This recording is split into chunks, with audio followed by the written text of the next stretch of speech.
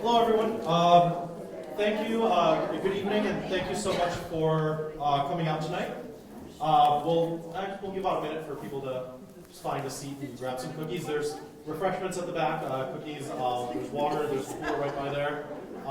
So help yourselves. But good evening, everyone. Everyone, thank you so much for coming out tonight. My name is Hasib Moten. I'm one of the board members of Michigan Center for Progressive Public Policy, or MCP3. We're a think tank that was established to conduct research on matters affecting the people of Michigan and proposing approaches to public policy issues consistent with traditional American values such as public education, equality under the law, cooperation between government and free enterprise, fair labor practices, promoting health, public health, and stewardship of our public commons and the environment. And tonight's topic covers that first pillar, public education. I kept trying to go through, how would I introduce this topic? What can I come up with? And I recently read a book that frankly did a much better job of summarizing it in the last couple of sentences than I ever will. So I'm just going to go with his, shamelessly use Paul Tufts' quote in The Years That Matter Most. We might begin by embracing a principle that seemed self-evident to Americans a century ago, but is less widely acknowledged today. Our collective public education benefits us all. It's a simple idea. Americans built and funded local public high schools because they believed that a town, a city, a society where opportunity for mobility through education was widely shared was simply a better place to live. Public education in Michigan used to be one of the best in the country, but for the last 30 years or so, it has declined in quality. Right now, we're ranked about 37th in the country, anywhere from 37th to 40th in the country. Education is the key to more qualified employees, to more educated voters, and an overall better Michigan economy. This is our opportunity to reverse that downward spiral, to bring Michigan education back up to where it was. We need educated workforce to work for the companies that are in our towns. We need educated voters to vote for the issues that affect us and continue to fund our schools. So our speaker tonight on this topic is John C. Austin. He was an elected member of the State Board of Education from 2001 to 2017 and the president of it for his last 6 years. He's been very active promoting quality education for all in Michigan. He directs the Michigan Economic Center, a center for ideas and network building to advance Michigan's economic transformation. So without further ado, please give a warm welcome to John Austin. Hey. Thank you, Hasib. Oh, it's terrific to be here, and what a wonderful venue, and what a wonderful group that's come together. It's not just, this is maybe the most aesthetically pleasing podium I've ever used, and the crowd's is pretty handsome too. But I really want to thank Hasib and Norbert and the others of you who have moved this vehicle, a Michigan Center for Progressive Public Policy. I love the sound of that. It's sorely needed, as you know. Certainly we have centers of non-progressive policy that are quite active and well-funded, and we need to make our own voices heard and bring thoughtful and lifting of people policies forward in Michigan, as we once did. I also know this is not the first time I've been to Midland. I think several of you have suffered through me before here. It seems like you always want to talk about education. I think that is a sign that Midland is a community that really, really values education. You're always willing to do your bit yourself to support your schools. And you, like me and others, are wondering what happened to our great public education in Michigan and what do we do about it? And that's the topic that I'm going to talk with you and then listen to you and on tonight. And it's a little history. I mean, I'm always learning, and we're in a region, the Midwest, that valued education. This region was settled. It was the frontier once, our states. It was settled and organized politically under the Northwest Ordinance. After we got these rich lands from France and Britain, and in time of Jeffersonian democracy, the Northwest Ordinance organized this region, including Michigan, politically. And it was informed by certain values. Values of free labor, not slave. Values of equal rights and civil rights. Values of local government close to the people. That is why we have all these townships. in the Midwest. We have more governmental units than any place in the country. But it was informed by that Jeffersonian notion. But also, in the Northwest, has anyone been to Angel Hall at the University of Michigan campus? It was built to be the original capital. They thought it was going to be Michigan's capital once. On the front is inscribed an excerpt from the Northwest Ordinance. Religion, morality, and knowledge being necessary to good government and the happiness of mankind, schools and education shall be forever encouraged.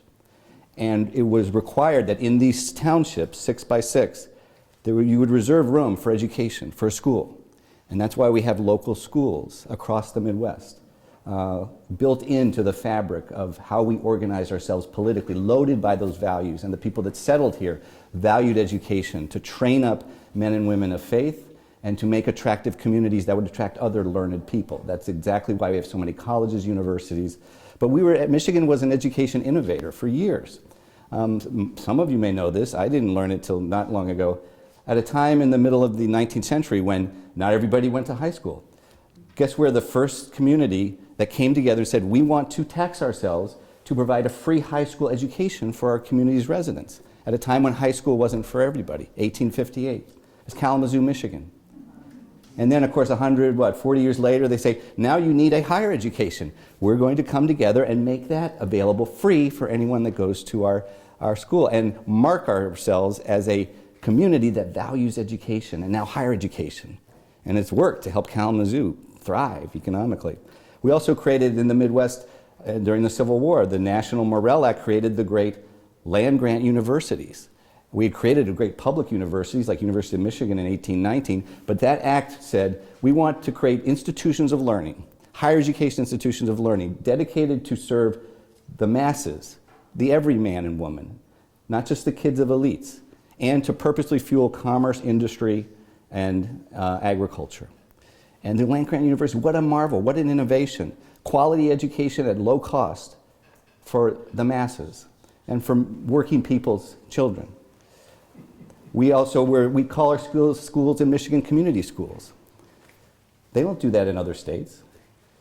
Why did we call our schools community schools? Because first in Flint, they saw the community school, the school as the lighthouse, the rallying point, the place we came together in community, our activities, our communion with each other, the center of community life. And they started the community education and community schools movement in Flint. So we invented and innovated and were a leader in making education the center of our lives and making it accessible and affordable for everyone.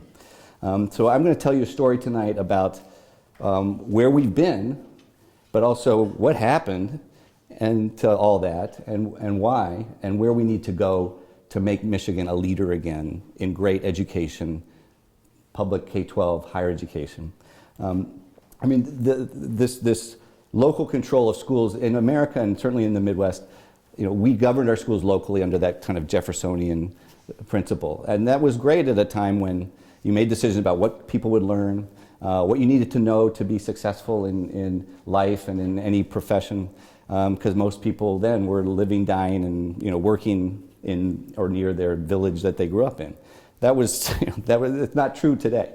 So a big part of we did need to change the way we think about education to be, anywhere you go to school in Michigan or any place, we need to make sure that a young person who comes through our system is prepared and able to, if they want, to go on to Saginaw Valley State, to go on to University of Michigan, to go on to Harvard, to live and work here or anywhere in whatever role they want. So we need to make sure there's a set of expectations for what constitutes a quality learning that all young people and all school districts from Monroe to Marquette to Midland are delivering that so that our young people are prepared for a bigger integrated global world and whatever they choose to do and wherever they choose to go. Hopefully a lot of them will stay here. And to work here at sophisticated places like Dow, you need some skills and some higher education, but that's a big change from Jeffersonian time. And also in the last 40 or 50 years that every local school district in the country do whatever you want, teach whatever you want, wild differences. There really became this national reform movement. And no one here is old enough to remember Sputnik, but that really drove, that drove this national, whoa, we need more scientists, we need more engineers. There may be a few here. And in the 80s, nation at risk study, we took stock our education system that we built, amazing innovations, high schools for everybody that we invented, then career technical education, then college and community colleges were invented in the Midwest also. Universities, GI Bill, all these things that drove our talent and our might and our economy. We're like, wait a minute, we're not doing as well as we should be. Our competitors may be catching up with us. So the nation at risk in the 80s, it informed this reform movement that really was led by the nation's governors, people like Dick Riley in South Carolina, Bill Clinton, and the business community in state said, we need to have today at least common state standards for education so that across Michigan, our kids are learning through K-8 and then leaving high school with a set of skills so that they can take that next step successfully, whatever that is. And it's not different in Midland and Monroe. That standards movement, it also led to new accountability, meaning let's at least know how our schools are performing. Are the kids learning? Are they mastering the content? And that led to the use more of assessments and even state assessments that would be common across school districts. All of that was new in the 80s and 90s. But it also led, we can't afford, let's say I spent some time, I lived in Fenton, the Fenton schools. Of course, the Fenton schools are great schools, like the Midland schools. The kids are scoring average okay. But if you look a little deeper, wait, some kids are doing well, some kids are failing miserably. You got to dig a little deeper because, the Fenton Tigers, we're great. Maybe if you look real hard, maybe that not all the kids are really learning, but we just have a reputation that we bank on. So that whole movement of let's examine closely, let's look at results. It did begin to smoke, let's close learning gaps by race, by income. Let's figure out what contributes most to learning outcomes, to mastering of material. Turns out teacher quality, the skills of the teacher is the most important thing. The second most is starting early with early childhood. Small class sizes help. But you go on from there. There's all these different things that contribute to quality learning. We began to really look at those. Let's change the way we organize high schools. That old high school where some are college bound and some are for the trades and some we just teach checkbook math for 4 years. Let's create innovative different high school models. All of this was coming in the 80s and 90s. And also maybe we need some new choices. If a school is failing, let's create a new school or figure out how to turn it around or create some theme schools with careers or something different. And I'll come back to this, but the charter school movement was started by Al Shanker, the head of the American Federation of Teachers. The idea was to liberate educators from bureaucracy, kind of like when GM created Saturn because they couldn't figure out how to fix GM. Let's do quality, but we don't know how to do it in this big organization. Let's let the educators, in this case, that was Shanker's vision. Now we'll come back. That was hijacked by other people, that vision. But that was the original notion of charter schools. If we're not delivering the goods here, let's create some options that are kind of not bound by the bureaucracies to be innovative and effective. Now in Michigan, kind of the big changes in Michigan over the years, we, like most states in the 80s, 90s, we relied on local property taxes principally, right, to pay for the schools. 2/3, 3/4 of the money came. So, if you're in Midland or if you're in Bloomfield Hills, you've got some resources. If you're in, remember Kalkaska famously, and rural Michigan or poor school district, they don't have property values. They can only afford to spend $2,000 or $3,000 per student, whereas, we can pick on the usual suspects, Bloomfield Hills and Grosse Pointe, it's $13,000, $14,000. Those wild inequities which led famously for Kalkaska to shut down because they couldn't afford to operate. And it wasn't just here in Michigan, it led to these big efforts. Can we create some level playing field for all school districts in terms of funding and not rely on the property tax value? Michigan took several runs at this in the early 90s. Finally, the big game of brinksmanship occurred where we pulled the plug. John Engler called Debbie Stabenow's bluff. So let's defund public education until and make ourselves rearrange the funding so that we fix it. Proposal A came out of that process. Now, Proposal A, which is like 1994, it basically did fix the equity problem. So it basically grandfathered in and capped local property taxes that were too high in many places and were driving people nuts, and said, you can gather X amount of mills from your local property tax, but no more, and it grandfathered in the communities that had higher property values. And then we'll eliminate a bunch of categoricals, but we'll raise 2/3 of the money now from state-raised resources, the income tax, the real estate transfer tax. The lottery was always like only 9 or 10% of what we put into public education, but we sort of flipped the switch, that most of the money for your local school is now going to come to the state from all of us, businesses, individuals, and it's going to be spit back out in the form of a foundation grant that would be a per pupil foundation grant that had a floor of like $6,000, $6,500. So every community in Michigan could count on at least that amount, and many that had higher property tax values could grandfather in higher that revenue. So that was the big change. It did bring an equity floor so no districts had no money per student, but also flipped the switch on where the revenues come from. 2/3, 3/4 come from all of Michigan to your school district in the form of this foundation grant, which had other impacts that I'll talk about. This charter school movement was building around the country. It had allies and advocates who wanted to use it purposefully for good things. Let's create innovative, effective schools where school districts want to do them. As part of their plan for their community, let's create a IB high school, or let's create a charter school that's got this, working like the Henry Ford Academy down in Wayne County, Ford Motor and the Henry Ford partner on a great school that's attractive for all Wayne County residents. But our charter school also had the zealots who wanted to use charter schools purposefully, like the DeVosses and then John Engler and others, to say, oh, here's a good vehicle. If we can create kind of an alternate universe of education that is beginning to undermine resources and support and is from the traditional education establishment, that would be good. So big battle with the teachers unions and Engler and others. Many of you may remember about our first charter school law. And we ended up with a charter school law that didn't call them charter schools, public school academies. They are public schools, but you could create a local board. You had to get sponsored by a university, community college, school district, or ISD, had to sponsor your school. Most of the school districts in our state weren't interested in doing that. A few were. But some of the universities were eager to facilitate rapid growth.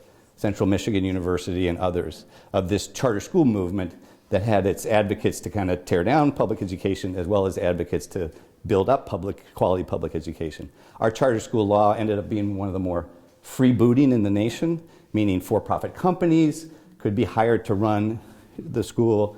There were no particular quality control on the education you had to deliver.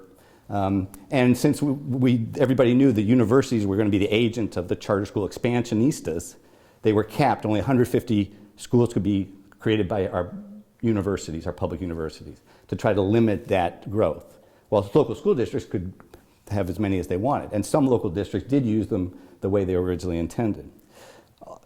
Also remember 2000, kind of the DeVosses and others were still trying to who believe in private education, religious education should be co-equal with public education.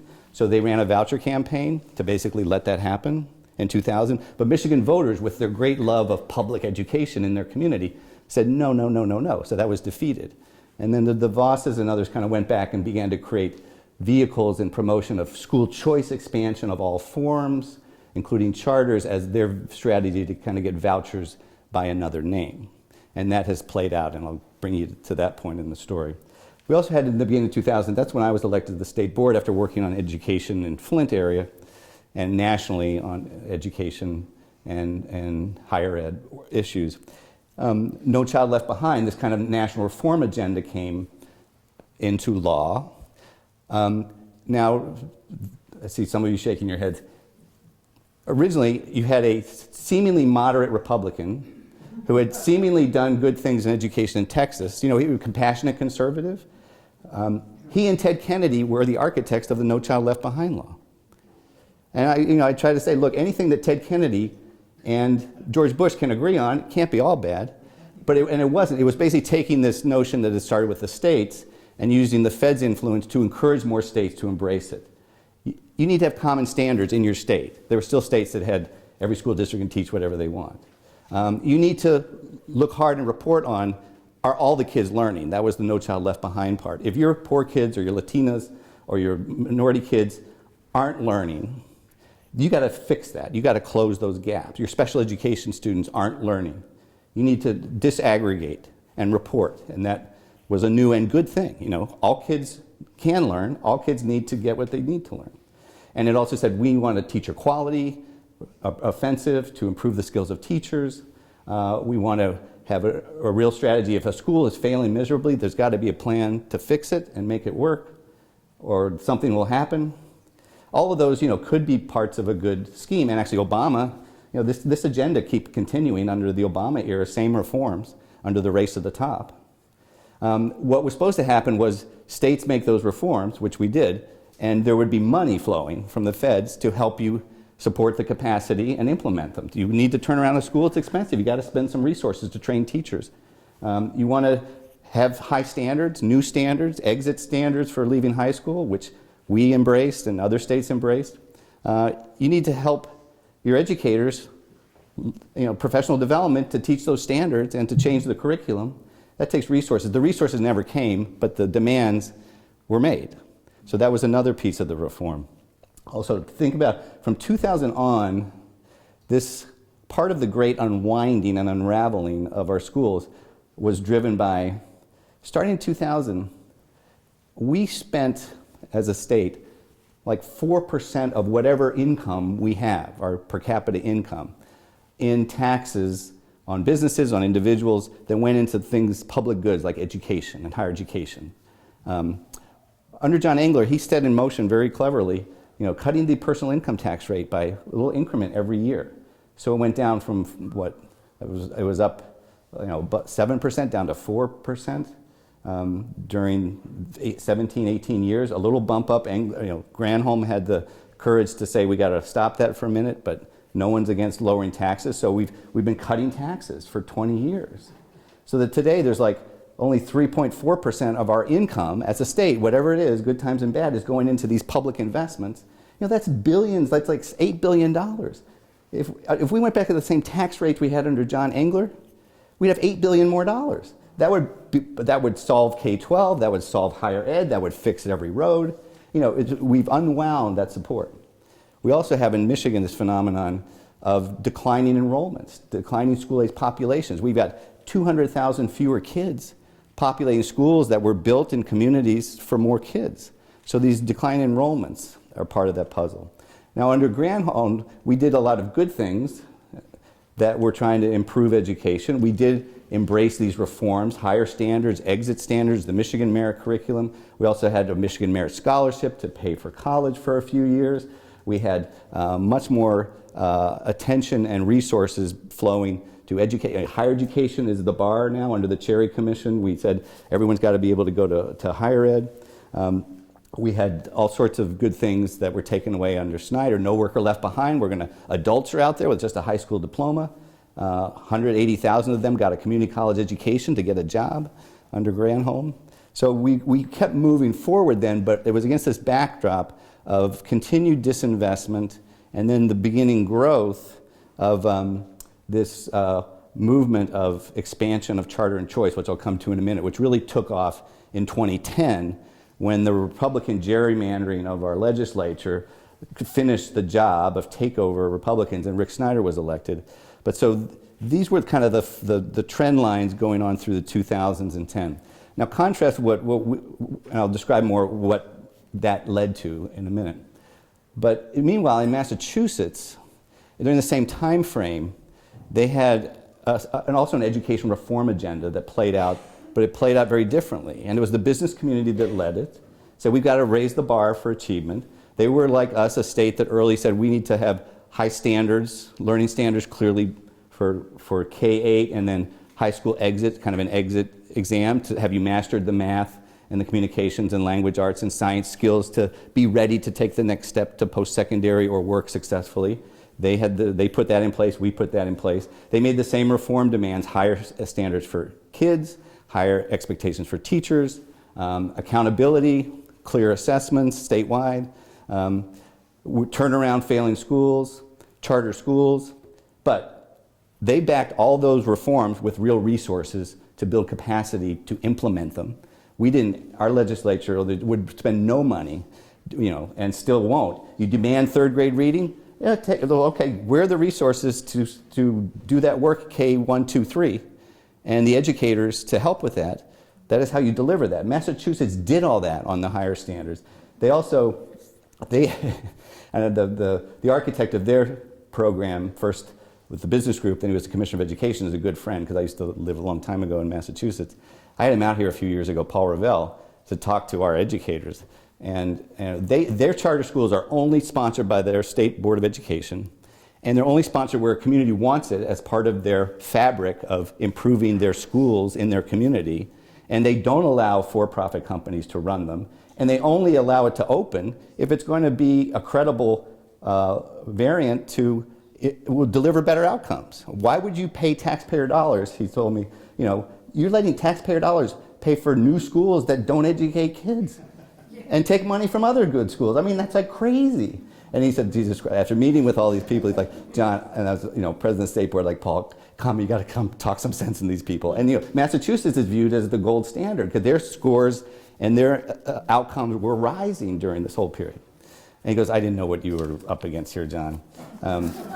So the coup de grace on these trend lines happened in 2010, as I said, where you get the Republican and, there used to be thoughtful, moderate, pro-education Republicans.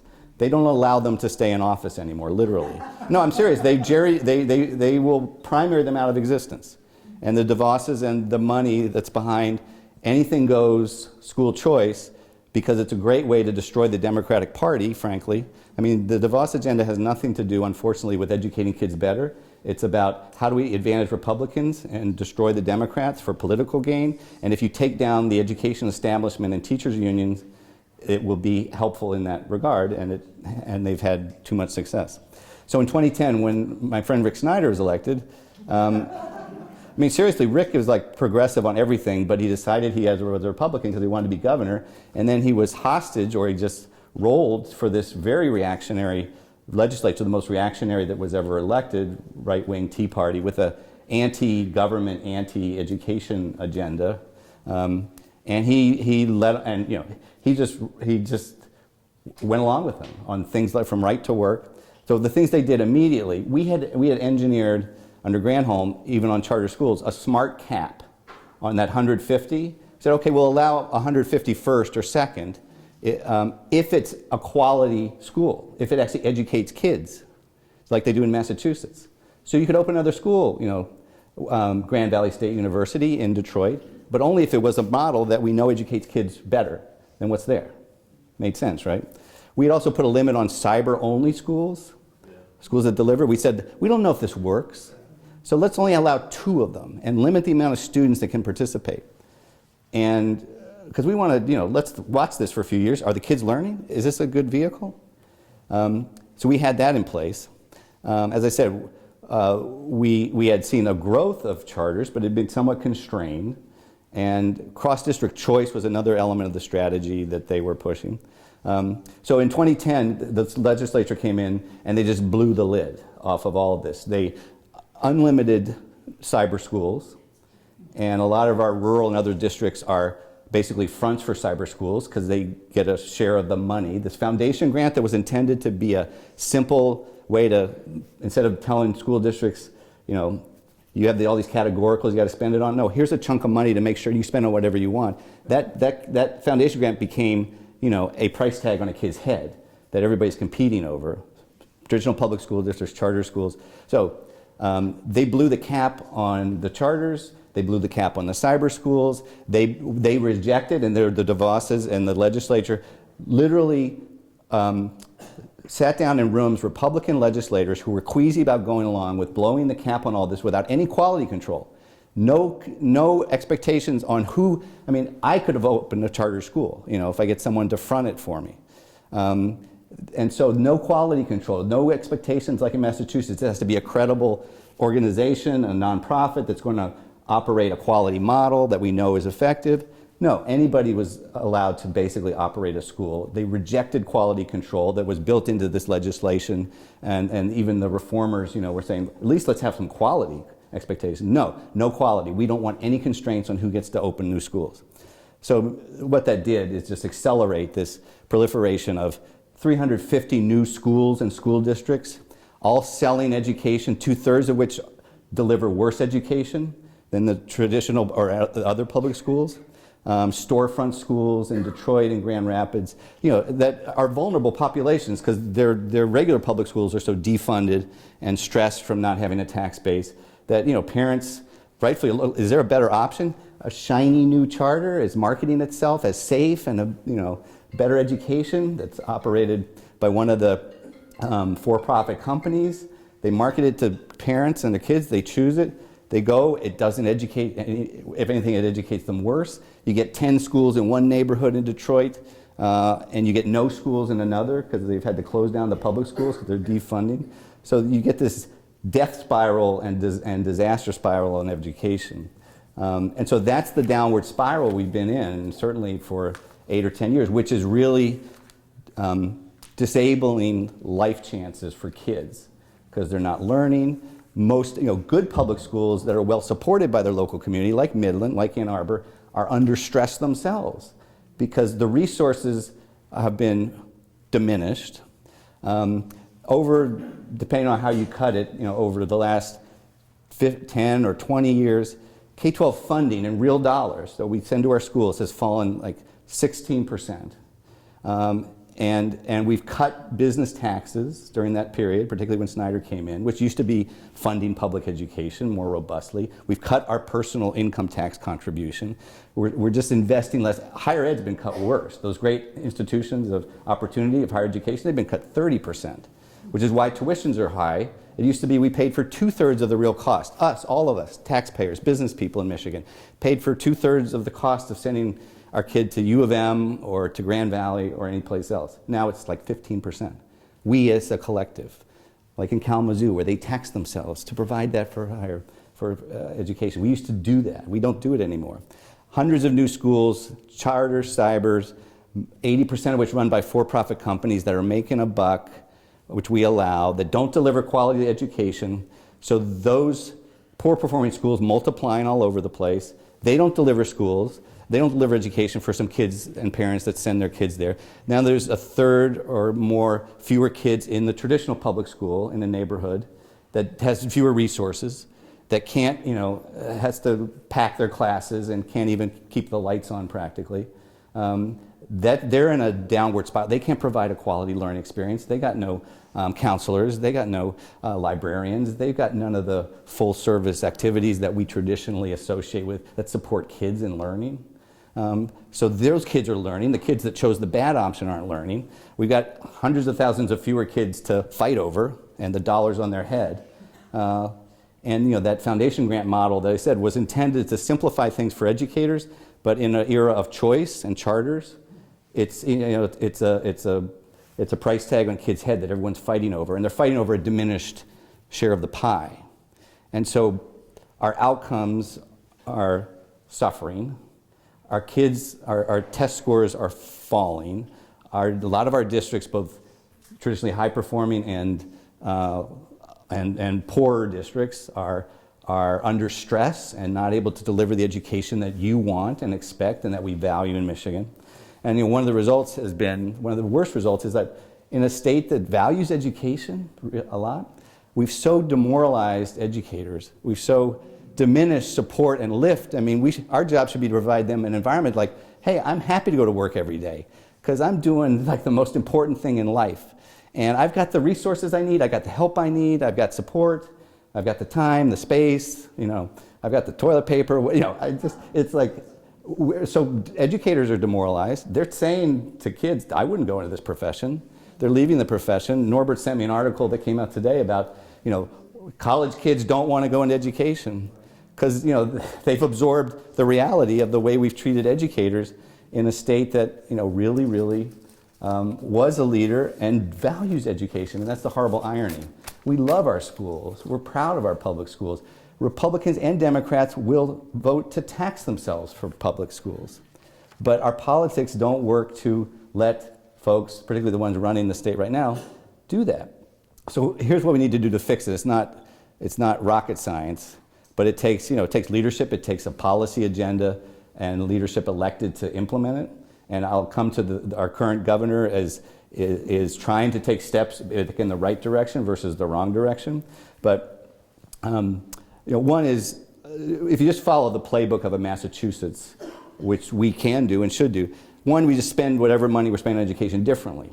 They've had for years differential spending, which is basically poor kids require more resources per student. Kids with special education needs require more resources. Kids who have further to travel academically require more support and resources. So make the foundation grant be weighted more money for kids who have further to travel, kids non-English speakers, kids in poor school districts. They need more help.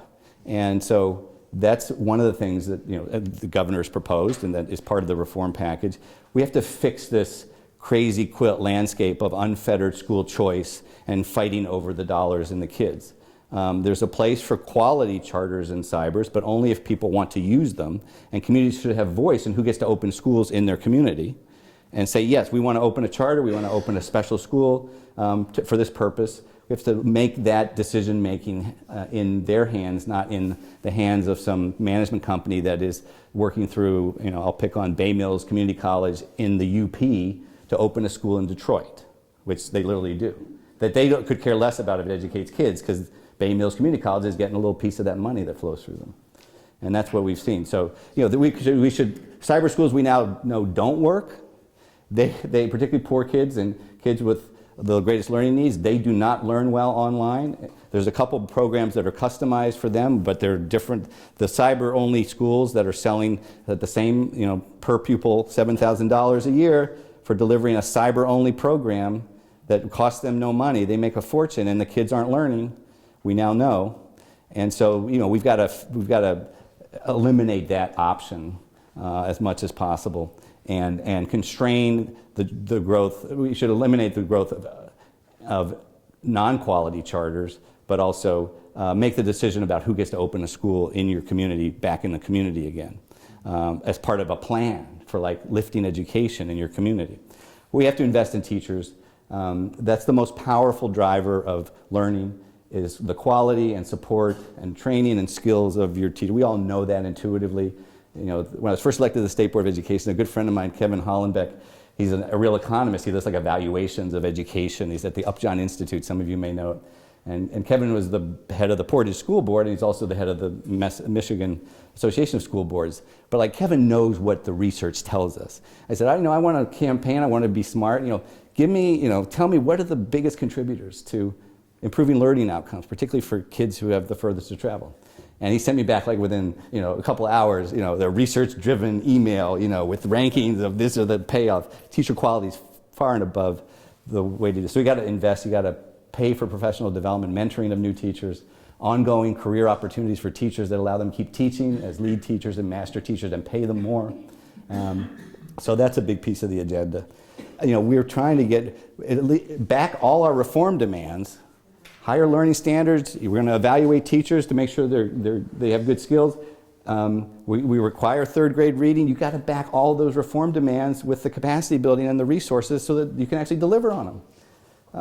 And we have been totally unwilling to do that. We need to invest in things we do know work for kids. Early childhood expansion. We've done a little bit of that because it's a little politically easier for the business community and Republicans to be for, because who could hate little children, right? But when they get into the K-12 world, it's a shooting war between the choice and charter advocates and the right and the teachers unions. I work with the business leaders from Michigan in our business groups, of which Dow is a member, and they were helpful in things like, let's keep our high standards. That's important. But hey, we need you to go to bat for these reforms, like more funding, differential funding. And they're it's a war, in K-12. So we're going to stay out of that. They're getting back in a little bit, but we need the business leadership to step up and say, here's the reform agenda. And Governor Whitmer, to her credit, campaigned on much of this, and came into office proposing, let's go to differential funding, let's put more resources with the kids that need the most, let's have a program to pay for adult retraining and credentialing, and to an opportunity scholarship for our kids coming out of high school to be able to afford college. And big pieces of the puzzle that are right. and a more ambitious budget that actually raised some money for the roads, but also for K-12 and for higher education and make it affordable. And as you have seen, this legislature at this moment is not going to help her with any of that. So it won't change until we elect a fraternity of leaders who believe in this versus dismantling our great education system. And you know, we have what it takes to be an education leader and innovator again, but we have to kind of live up to our history and our values and our commitment and be willing to come together as they did a long time ago in Kalamazoo and in Midland and rally around and be willing to invest and support the things that make a great public education. Because it is, as you know, if you care about closing opportunity gaps and if you care about closing the divide between the haves at the 1% and the have-nots, the thing we know works. You can lift people out of poverty. You can be born in a family that's poor. And if you get a great education and a higher education, you can move up the ladder today. So that's the most important thing, to kind of close these yawning, you know, we're in another gilded age where there's a few people who are benefiting from all of this innovation and we're leaving behind a lot of people. So we have to be willing to share some of these resources to invest in the things that really lift and create opportunity and a life shot for everybody.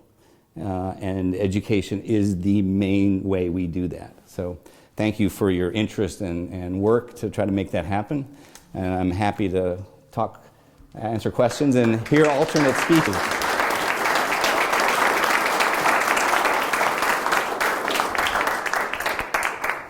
I'm going to get a drink of water. Yeah. Last night I was at an event that the Midland Community Foundation put on. It was celebrating all their successes over the last year. And one of the speakers was from the Coleman School District. And apparently the Midland Community Foundation has given them a number of grants for things like STEM education. And I have to admit, that story on the one side, I was very happy to see the Coleman Foundation, Coleman School District getting that money. But on the other side of the fence, it bothered me somewhat, because a lot of what the school district was having to go out to solicit was private monies to fund pieces of education that I think should be part of the basic puzzle. And and I agree completely. Like, you can't fix these problems on soft money, on philanthropic money. You know, it can be helpful, but we have to be willing to spend what I call real money, like the money that flows through what we do collectively in our government and taxes. You know, there's been a big anti-government starve the beast. Let's not fund anything that the government does, whether it's roads or education, you know, here and in the country, you know, for some years, and it's had way too much success. But yeah, and places like Coleman and other, you know, there's all different. Every community is different, and everyone is positioned differently in terms of its resources and its assets. You know, we have lots of rural communities that have had declining populations for years, and they have even more expensive education for busing and transportation. So part of a differential funding approach is to, if it costs more to educate a kid in Coleman because of transportation and other things, you know, that needs to be part of the way we spend the resources that we all raise together. And unfortunately, like many rural districts, I don't know if you've driven, we're in northern Michigan. I go up to Eau Gray where my in-laws have a place. I learned that. I married into Michigan. I learned that pretty quick here. And, you know, there's signs by the side of the road, virtual, free virtual, you know, free virtual high school, and 1-800 whatever. So that is a virtual school, that's a for-profit school that's being fronted, unfortunately, by many of our rural school districts, like Manistee, that's had declining enrollments, where they make a Faustian bargain, because they don't have much money coming in, they don't have enrollments, they're suffering under our current model. So they say, okay, if we allow you, you know, K-12 Inc. to operate a statewide virtual school and market, you know, billboards across the state, we'll put you behind the Manistee School District. It's our virtual academy, and we're selling it statewide, and we get more enrollments. You get 3/4 of the foundation grant, K-12 Inc., but at least we're getting $400 or $500 a kid for doing nothing. And so they're fronting these virtual school providers that we know don't educate kids well at all, and are just taking the money and failing those kids. And then, that's more money that isn't going to the real Manistee School District or the Coleman School District or Midland School District for your educational program. That's living, breathing people, with teachers and counselors and the things that actually work in education. So yeah, there's lots of, I agree with you completely. Yeah. Yes, here and then here. Yeah, on the cyber schools, I'm involved substitute teaching in the Midland Public Schools, and we have a program at Midland High School where in the back of the building they take at-risk children and they're all on cyber schools. It's through, But no, Edgenuity right. is the software they use in the company, and is that the type of thing you're talking about? So there, as I tried to indicate, there are some cyber learning programs that are effective, like the WAYS program down in Washington County, and this may be one of those where you're taking kids who aren't succeeding in other ways, and some of them may have special needs or special, like my son's autistic, and he may be a candidate for doing this better than the classroom where he can't look the teacher in the eye and is so nervous about the kids around him. But the programs that work are ones where there are educators and teachers actively involved in shaping the experience and the learning program of the individual student. And so, but the K-12 Incs., what they're selling is you student enroll in this computer program to learn your, let's say trigonometry, and you're supposed to be supervised by an educator. But let's just say that supervision is very loose, and I wouldn't call it teaching. And I call it, you're on your own and master the stuff and take the quizzes, and then, I'll check your results, online in 3 weeks. That is not helping a kid learn, but that's what they're selling, and that's what's destroying that learning experience. And the kids doing those types of programs, they're having to repeat, they're not mastering the content. And it's particularly damaging for kids who are poor minority, who have challenges anyway, because they're not getting any help in this learning environment.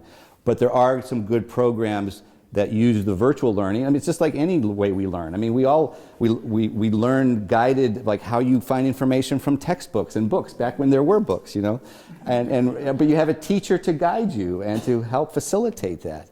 And now all information is in our phones. So you can learn from that, but you need some guidance. You need some teaching on how to think about what you're finding and how to put it to work and how to help you solve problems. So you still have to be your learning experience has to be guided by great teachers. And that's what doesn't happen in the bad models, does happen in the effective programs. And you may, I don't know, yours may be a good one, it may be a bad one, I just don't know. But I'm saying there are good programs that use virtual learning as a central part of what they do, where they're doing a lot online, not in a classroom. Yeah, just closing comment, Yeah. I substituted back there quite a bit and try to help the kids with tutoring and things like that, and it's probably kind of in between. Okay. From what I see. This is all very complex to me, so I might have missed something, but what I'm wondering is, I remember when my kids were growing up in Midland, it was in the time when, before Proposal A, when Midland Public Schools could very successfully pass millage increases and add staffing, add programming as they saw the need. And I'm wondering, is there a way you see where you can have a both and, where you can have this differentiated funding where we don't have the extreme difference we had, like the Kalkaska situation you're talking about in many other districts, but still have a system in which a district like Midland or Meridian or Bullock Creek, whoever, could have a millage request that was not just for capital improvements, but could also add staffing and allow for things more educator And related. I forgot to mention one feature of Proposal A that didn't get baked into this reform was capital expenditures. This is an aside, but it's an important one. So if you're a poor community, if you have low property values, there is no mechanism in Michigan by which you can really raise money to like build a new building or fix your buildings or buy computers. So if you're in a community that has some decent property values, you can pass a bond and reboot your schools. But the poor schools are really suffering for that. So as I said, the deal of Proposal A was you cap, I think is it 17 mills, cap what you can raise from local property taxes, and send some of that to the state, and also raise money for education for all districts from generalized revenue that we all pay into business, corporate income taxes, and send that back to local districts. Lots of districts, including not just Midland, are always a little frustrated. Like we want to raise more money for our schools, but we can't by raising, per operations. Can do it for capital, can't do it for operations. And so can't we do that? And the proposal also included a feature which hasn't really worked to try to allow for that. Every ISD can raise up to 3 mills on a regional basis for technology, for early childhood, for whatever you want. But it's got to be ISD wide.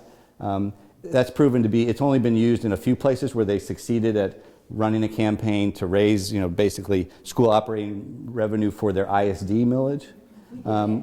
You did that, so you're one of the few that did it here. As a way to kind of locally you can raise more money, but so it hasn't really worked as it was intended as a vehicle so locals could raise more money if they choose to. But the key, we've been looking for, and there probably is a way to do it. What you don't want to see, you don't want to go back to the good old bad old days where the rich get richer because they can raise more money. 44 mills in Flint or Inkster or Kalkaska doesn't raise you any money. You cannot raise any money locally. So, and if you're in Birmingham or Midland, you can probably raise more money through a few mills, right? So we risk going back to that giant spread if we let the wealthy districts just keep getting wealthier. So we've been looking for ways, and we haven't found them yet, either change that regional millage to be something where you are allowed to raise some more resources as an individual school district if you want to. But even better would be if you're, how many districts are in your ISD here? 4. Right, so you only have 4. Genesee County, there's 21, and some are rich and some are most are really poor. Or in Washtenaw County, there's I think 14, and some are really good and some are really poor. So we've been trying to find a model where if you can get a number of these school districts together, or a sort of a group of the willing who will raise some resources, maybe the poor districts could join with the rich district and raise some more resources together that would lift all boats, right? I mean, you sort of see what I'm talking about. So that it's not the rich getting richer and the poor are stuck. And they can't get anything, even today, for physical plant, because we killed the vehicle that allowed them to, have a sort of state subsidy for that. So it's a tough question, but I understand the frustration. Most schools, most communities, rich and poor, are willing to support public education. Some actually can do it if they choose. Some, when they choose to raise taxes, it would raise more money. There's a lot of districts in Michigan. If they raise, they can't raise any more money. They're at 500 mills than they were grandfathered in. They just got no resources. They got no tax base. So we have to make sure we're thinking about those implications of changes in how we allow people to raise money for education so that the districts that need it most have some opportunity to participate in growing some resources. Yes? Misunderstanding. You're talking about raising money more or less locally within a school district, ISD. And yet, I thought Proposal A was supposed to be we will fund everybody from the state. And it sounds like that has been permanently degraded, that money then? I'm trying to figure out why you can't just say we would reverse this and say we're going to increase the amount of money that we're devoting to schools in general coming from the state. So that's right. So that's what Proposal A did. We had huge inequities based on most of the money coming from local property taxes. And in many places, local property taxes were facing a backlash, like these are getting too high. It was during the tax revolt of the 70s and 80s. So when 2/3 of the money or more for your local school was coming from your local property taxes, and maybe a quarter or a third were coming from state-raised revenues, lottery, income tax, other taxes, cigarette taxes, transfer taxes, what Proposal A did was flip that switch. So 2/3 of the money was for all schools, flowing back to all school districts, was raised from generalized state-raised resources. And they were raised and packaged in a foundation grant per pupil in Midland. You get, $7,000 or whatever of state-raised money for your schools on top of what you raise locally through a capped property tax. I mean, it sort of flipped where the resources were coming from locally raised to state-raised. And your allowable ability to raise money locally under your property taxes was capped at a certain amount, which raised different amounts depending on the wealth of your community. 17 mills in Bloomfield Hills raises a hell of a lot more money than 40 mills in Flint, even if you were already at 40 mills, right? So that was the cap. So that's the switch, and it did solve the equity. It put a floor under each district. Of at least you're going to get $6,500 per student, and you don't. If you relied on mostly your own resources, you'd only have 1,000 or 2,000. Is there a barrier then to raising money at the state level to say we need to raise the floor?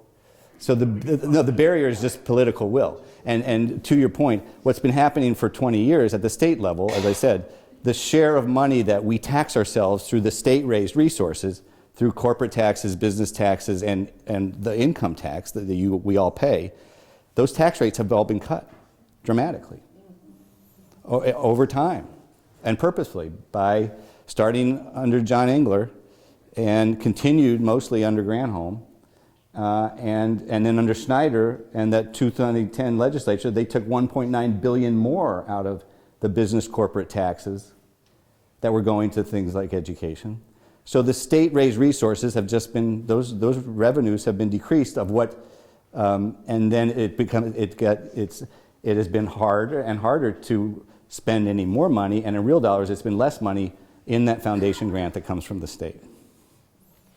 And that's one of the if there's two big unravelings that are destroyed learning and public education, one is just we're not spending the money as a state to support great public education and higher education.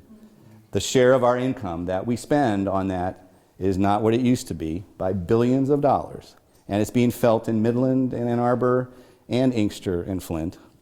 And we've allowed this crazy school choice marketplace to emerge where everybody's fighting over money and fewer school-age children, and schools open that don't educate kids, those kids lose. Schools are left behind with 10, 20, 30% fewer students. They don't have the resources. They get into a death spiral. They can't deliver quality education. I mean, Benton Harbor's been in the news. Benton Harbor was always the poor black school district, but they had a high school. They were proud of it. They don't have any local tax base in Benton Harbor. They have a floor from the state, but they have charters and choices around there that have bled what few students they have. They get into a death spiral. They can't deliver education. But, God damn it, they want to have a school in their community. And they wish it could be supported so that they could actually educate kids, right? And then you get into these political fights that are, formed by race. You're going to take over our school? Hell no. Even though we don't have the resources to educate kids. There's no tax base in Benton Harbor. And the state is not helping. Yes. I lost track. Help me keep on track. Yeah. What effect do you think Proposal 2 and 3 will have on education? How long would it take? So Proposal 2 and 3, remind me. Gerrymandering and the ability to be easier and more people voting. They will. I think they could have an amazingly salutary effect. Because as you know, in Michigan, Democrats and Republicans in communities, they really they like education. They want to see it be supported. the Republican Party, unfortunately, has been sort of taken over. I mean, there used to be lots of pro-education moderates in the legislature. Paul Hilligans was Speaker of the House from West Michigan. Glenn Oxander, they were the architects of Proposal A and like more money for education back in the day. The Republican Party, unfortunately, has been taken over by its kind of anti-government, reactionary right wing and Tea Party. Those folks really took over in 2010. And here in Pennsylvania, Wisconsin, they ran a long-term strategy to let's gerrymander the congressional and the state legislative districts. When we do take over the House, let's gerrymander them, which they did in 2010, to make it almost impossible to elect a Democrat.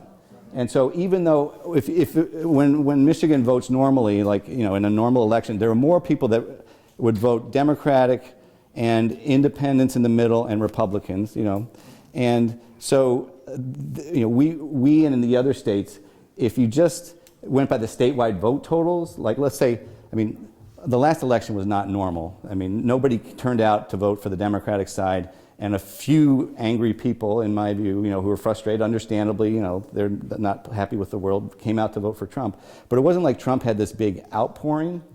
He got fewer votes here in Michigan than Mitt Romney did 4 years before. But it was more that nobody came out and no independents came out and voted for the Democratic candidate. I know I was on the ballot for re-election. I lost by 6,000 out of 2 million votes, which is because nobody came out to vote for the Democrats. They don't know who I am on the ballot. They just vote Democrat or Republican.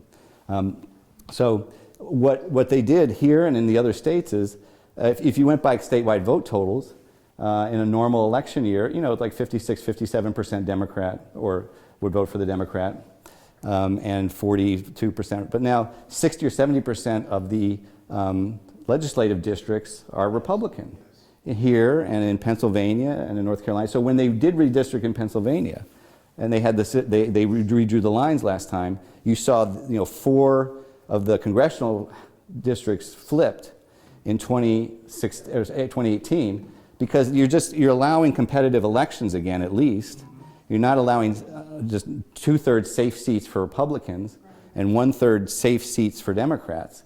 And so any time you facilitate competitive elections that are really representative of any kind of sane geography, and you're not gerrymandering it to make sure that that you have a stranglehold on the legislature, which allows you to do all these things, like, no, we're going to not have any quality controls on charter schools, and we're going to keep defunding public education.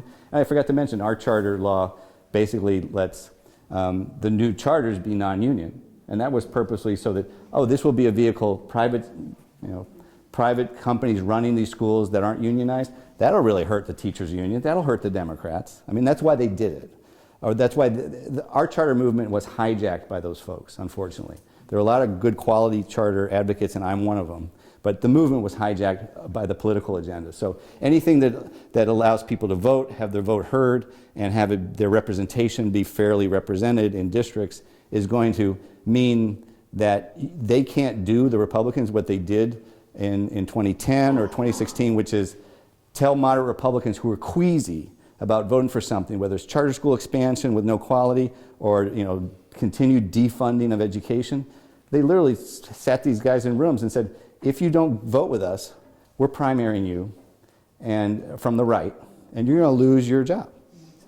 And they're like, oh. So as someone was saying, that's why you see at the federal level, the flakes and the moderate Republicans quit, because they're not going to win a primary, because they will be primaried by the ultra-right. With the new redistricting law, that's a constitutional amendment in Michigan, that should take effect for the 2020 election to some degree.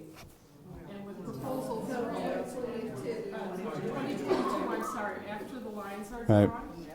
And then we will probably have honest districts. And with Michigan, if the governor, secretary of state, and our attorney general, and both our senators are Democrat, that says what can happen in Michigan. Right. If the lines are drawn according to the rules. Yeah, and the Republicans they were in a very organized effort that we didn't, as Democrats, appreciate they were doing, to take over state houses in 2010 so they could gerrymander them and ensure a right-wing, ultra-conservative, anti-government majority in those states, and in the congressional and the state legislatures, and that's what they did in Wisconsin and Pennsylvania here. But it can be overturned.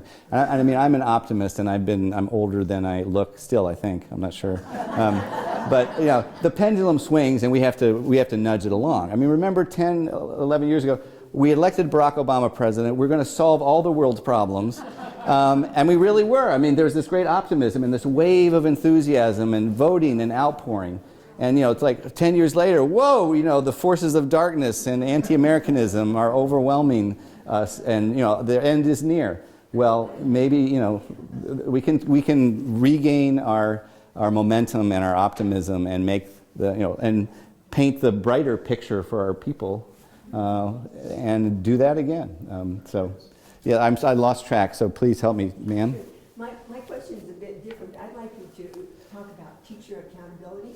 Because what I see happening, not only here, but in other states too, the teachers are being required to do more and more, and they have less support, of course, as you said, but they're being asked to do a lot of justifying their goals, their lesson plans, and how the students are reaching those goals, and they're very specific requirements being made, and I hear the teachers here complaining that requires so much time. I don't see that happening in charter schools. I don't see that happening in cyber schools. Those people are not required to do that. But at what point is teacher accountability become a burden? That's a great question.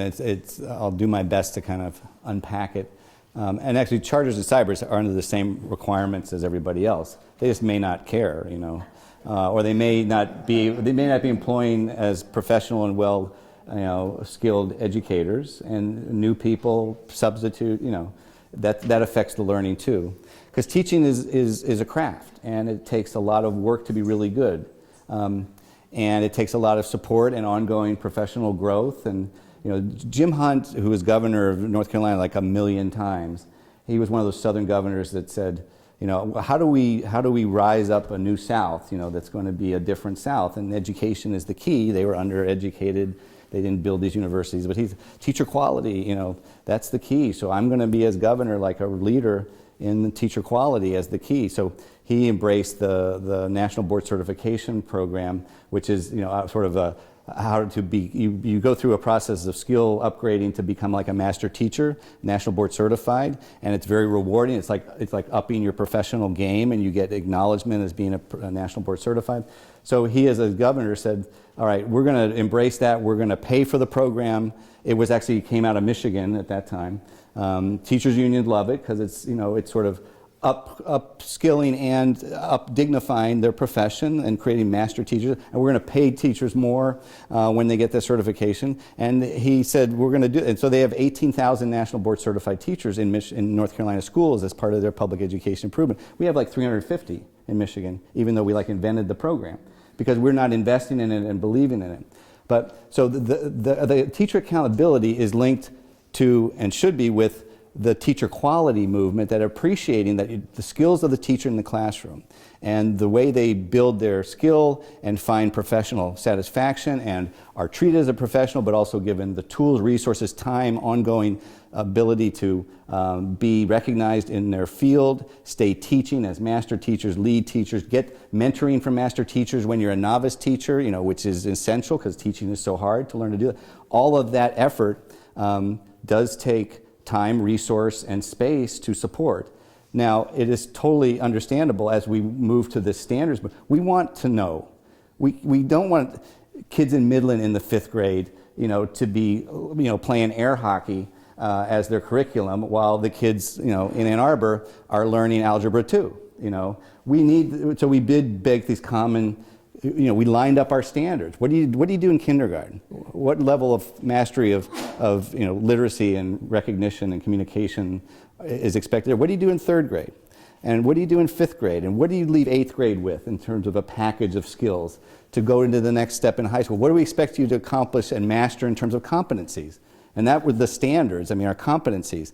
What's the level of math facility, and what's the knowledge of science and how you apply it that we want everyone to get by the time they leave high school. So those are the common standards. Those are the standards that then educators are free to teach upside down, sideways, in any order, but build into their curriculum and their pedagogy, and that's where they need, support and training to do that. But yeah, we want to know, as a state, are the kids mastering those content standards? Teacher accountability is just, are you able to, do you have the skills to deliver what you're supposed to be teaching?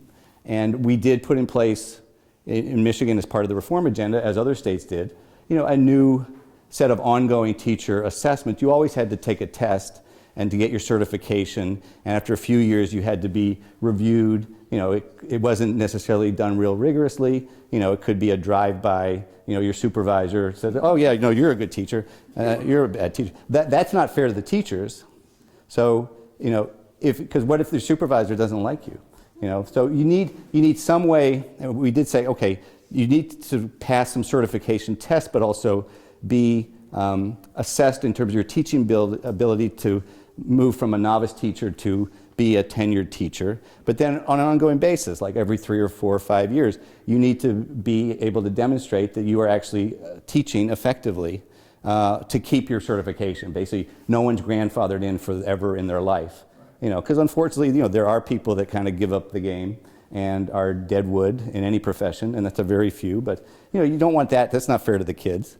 So you got to keep demonstrating you're a good teacher. Now, how you do that? What is the combination of things you assess for that ongoing teacher quality assessment to both get your license and then keep your license, and maybe even graduate into other classifications we don't have. The other states have to be a master teacher or National Board certified.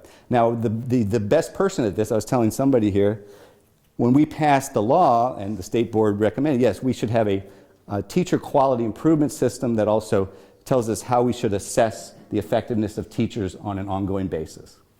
And that became the law of the land.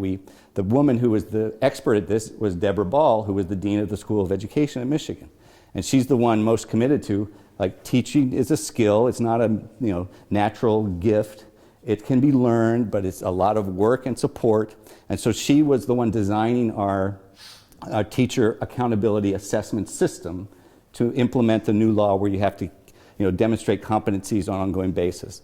And she was putting together the package. She headed the governor's commission at my recommendation to say what we should be expecting in this teacher accountability evaluation system. And there's very good kind of protocols and models for observation and portfolio building, and what share of this teacher's effectiveness can you gauge from whether students that they teach grow in their content mastery each year. What's the recipe for that?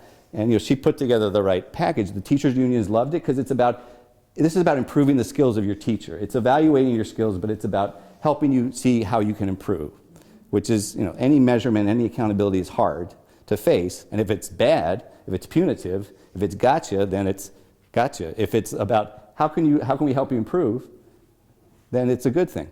But the Republican legislature would not go along with the core elements and requirements of what she was proposing, got some of it. So basically our teacher accountability, Phil Pavloff, the Republican from Port Huron, was particularly bad about saying we don't need any of this, but he was mainly saying we don't want to insist that the good models for how to do this are what should be done in every school district in Michigan.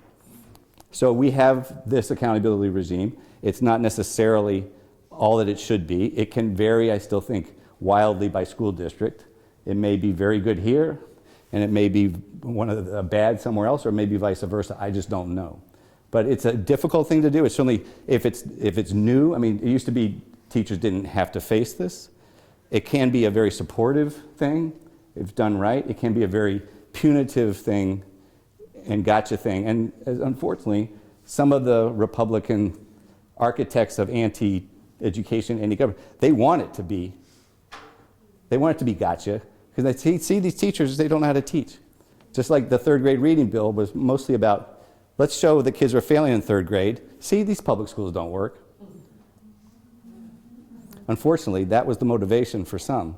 That's not the motivation for everyone who says we should insist every kid can read at third grade. But if you're serious about that, you got to do all this stuff to make sure every kid does read at third grade, because there's no point in holding them back. You're just warehousing them and they're more likely to fail. So you can say we have this expectation as a state, right? Every kid at 3rd grade should read at this level, but the goal of saying that is to deliver on it and to support the delivery of it with whatever is needed. It's not to say, look, all our kids, see, our public schools are failing. They can't teach those educators, they can't do it.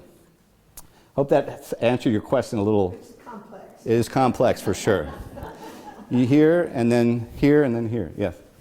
I was wondering how much control or interest the state government has in possibly how a teacher teaches.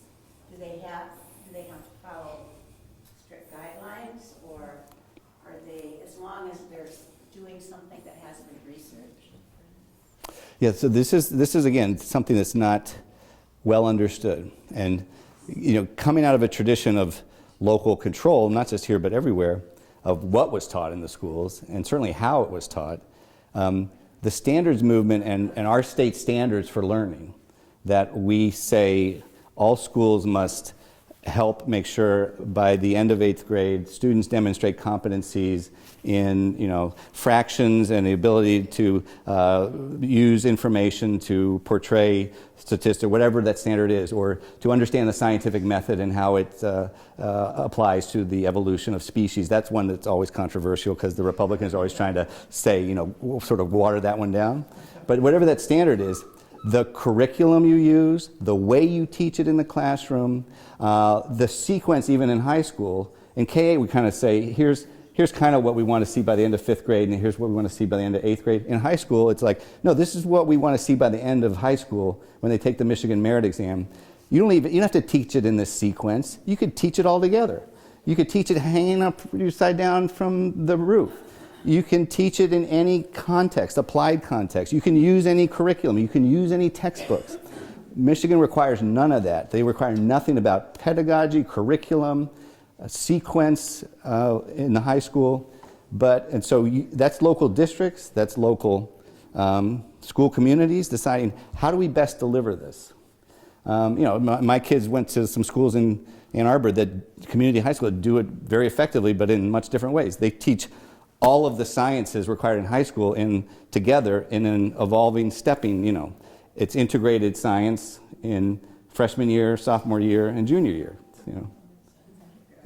So you can do it any way you want. But people think, I got to do it like this, and they're telling me, no. So now how do you find the best approaches? How do you apply research-based approaches that we know are effective? How do you gather and organize your content? How do you take advantage of tools like the internet? And the hardest thing is every kid learns a little differently and maybe in a little different way and needs a little different time and space. How do you personalize instruction for all the kids in your classroom and organize their life and your life so that that's what you're doing? We're going to master this stuff by the end of this year. Some of you are already there, so I'm going to help you do something more. And some of you are struggling over here, and I got to make sure you're getting some special help with this or finding a new way. And good teachers know how to do that. But mediocre teachers don't know how to do that. And it's really hard when we're not providing support and enough teachers and giving them the support and growth and development to learn how to do that at a time when it's increasingly important that we do that, because we are demanding more of the kids and the teachers. I have another kind of question. Where does Michigan stand on sex education? So, I think the Michigan health curriculum, we brought in, there was a big fight over it, I think even before my time.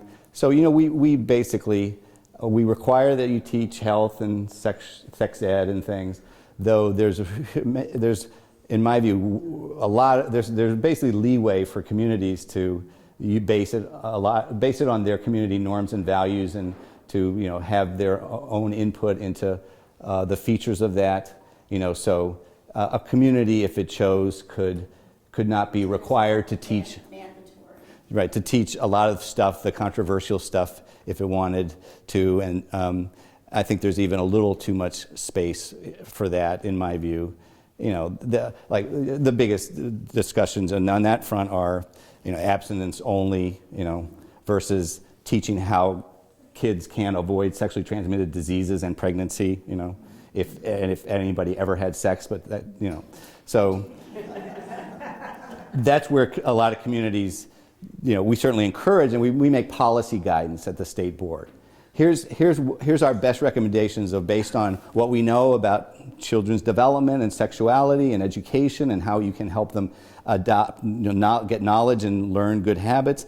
It would be good to teach them about all of these things, including how babies are made and what you can do to prevent babies from, you know, having disease, or to have babies if you don't want to. But in some communities, they don't want to teach that part, and they just want to teach abstinence only. I mean, that's just an example. And there's no law that says they have to. There's policy guidance from the state board that strongly encourages. It would be healthy for the kids and their futures. The reason I ask is my daughter's a sex ed teacher. Right. And she lives in very liberal California. Right. And she's had the opportunity to teach 5th and 6th graders.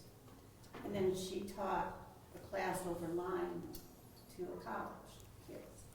And her statement to me was kind of shocking, and she said to me, you know, Mom, college kids, you know, we're almost the same level as the 5th and 6th graders Right. as far as sexual knowledge. And so the bigger issue, an emerging issue today, and where our curriculum, our guidance, and sort of education is lagging, is the whole, you know, LGBT, gender identity, all of that. Which, you know, I as some of you know, I kind of led the fight for having some guidance to our schools about how to support LGBT kids. Big political fight in my last year in office about, yes, we're going to provide that guidance to acknowledge and support and keep safe all of our kids, including transgender kids, which is a wholly new thing for many. So our curriculum and our sort of health and sexuality education does not yet at all include what actually is being talked about every day in our schools, which is that there are gay people, and there are transgender people, always have been, and there's kids that are on a continuum of sexual identity, and, you know, that this is a reality. I mean, we're not teaching that at all. We are encouraging schools to organize and provide guidance and support on sexuality and gender identity, but we're not requiring it, and it's certainly not in like the health curriculum. About people and their sexuality and all of that. It's just lagging. Into like relationships, Right. and, you know, knowing your body and Yeah. respecting yourself. I learned a lot during that big debate on the LGBT guidance for our schools, including that the tribes, our tribes, you know, and Native tribes generally, have a lot of wisdom different from ours, including not just about like being one with the water, and we make decisions about whether 7 generations from now it will be a good thing for our community. But I was speaking to a group that was actually old, and that was the Grosse Pointe Men's Club. They're all 70, 80-year-old Republicans, men mostly. And we're right in the middle of this big food fight where the right wing's attacking me because I'm letting trans people into our school bathrooms, and so this was all in the newspapers, and I had to talk to them about it. And I was saying, okay, this is what this is about. Like, we finally learned there have been gay people for a long time, at least since ancient Greece, and we're sort of accepting that. And, you know, we got there, like, there are gay people among us. Like, there have always been transgender people. But they were just ostracized, treated as freaks. The tribes, I was with these native tribe leaders up in the UP, and I asked them, I understand that, like, you've always understood that there are what we're calling transgender people among us. And he goes, oh yeah, this woman who was one of the head women of her tribe, Bay Mills tribe, was saying, yeah, we call them two-spirits, and we think they're stronger than everybody else. And our head man is a two-spirit. And they're like the special, magical, powerful people.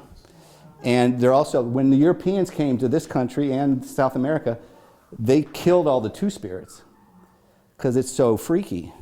It just was not, you know, gender, this was not conforming to what, so they murdered the two-spirits among the tribes. And that happened around the world, too. And so I was telling the Grosse Pointe men, you know, hey, they're two-spirits. There always have been. And, you know, maybe it's time we stop killing the two-spirits. And they're like, oh. So, but, you know, it's true. It's been a feature of humanity forever. And we're now finally not shoving them in the closet, making them terrified for their lives. And a lot of them are little kids. Yeah, I forgot. Go ahead here. Oh, I'm sorry. You waited a long time. All right. The part of the teacher, going back to the teacher evaluation, the part of it that I take issue with is the part that ties my performance to standardized testing.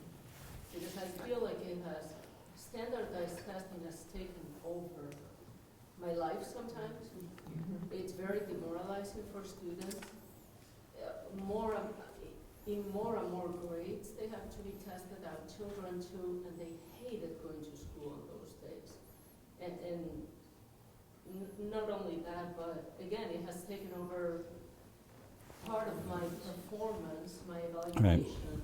And sometimes it's completely random, because if you teach something that's not standardized tested, like Spanish, then you have to be tied to the scores of some other department.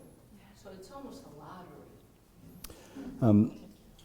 One of the unintended consequences of the standards movement has been, that you do want to know if the kids are learning. You want the standards to be rather few and good standards that, we do want to assess whether kids are mastering the math across Michigan. So, the best standards and then the best assessments are one that just measure, learning on these expectations that don't take all day or days to administer, that aren't always done, aren't like consuming your whole school life of the time that you were giving these tests. But more importantly, if educators in our schools have the support and the resources to provide the lift to you and others so that you can do your job great and well and happily, and our standards are right and our assessments are limited, and only what's needed to tell us and tell you are the kids learning what they're supposed to be learning, then it all happens rather naturally. If schools, as too many of them are in like, we got to hit these standards, we're being held accountable on our report card, then it's like a freak out. All you do is practice for the test. You're not teaching and learning and having the test just be, of course they pass the test because we're teaching and learning all this stuff. I mean, in the schools that are successful, many of them have the resources, like, the kids where my kids went to this community high, they're effectively teaching in part because they have what they need or they make what they need to teach the standards, and the kids, just by the by, hit this, they're like one of the highest performing high schools in the state. And they're teaching all these unorthodox ways. But it's because of great teachers that are really supported, and they talk to each other, and they have the tools, and they have what they need to do their job, and they deliver amazing instruction, and they're not like stretched out, and they're not, they're not drilling for the tests all the time. The kids, when they take the tests, and there's still too many of them, and there's too much time on them, and we have too many standards. We tried to simplify things, but the assessment regime, we keep messing it up, and we keep changing it. What we require, it's crazy. And that's a disservice to you all. Yeah. So that's a disservice to you all. It should be few, simple, and only what we need as a state. But more importantly, we got to provide the support for educators so that just taking the test is just something that happens as a byproduct and doing well on it of this great education that we're delivering. We're hitting time. If you have time to stay behind and chat, I know we have a couple more questions. I just want to respect everyone's time tonight. Thank you, John. This was a wonderful topic. So thank you, everyone. And if I can have your attention for basically one more minute, like I said, this is sponsored by MCP3. We're a relatively new organization. These events do cost us money to bring speakers, running a website, printing our documents, all of that stuff. We advocate for positions like this. We'll actually be meeting with some of our legislatures in the coming weeks to advocate for the policy positions that we've spoken about. So all of that has costs with it. And we understand as a group we're preaching to the choir. You guys are already donating to a million different causes. But if you go to our website, there's a way to donate there via PayPal. We also have a donation box back there. So please, if you can, make a donation to our organization. We have these events twice a year typically, for different, last event was healthcare, event prior to that was, and then we also, if you go to our website, you can find issue briefs about all the topics that we work on. There's forms back there telling you exactly where our website is, where to find all of this information. So thank you again so much for coming out tonight. Please finish off the cookies or else we will eat them. And help yourselves to whatever refreshments we have back there. And once again, thank you, John, for your time.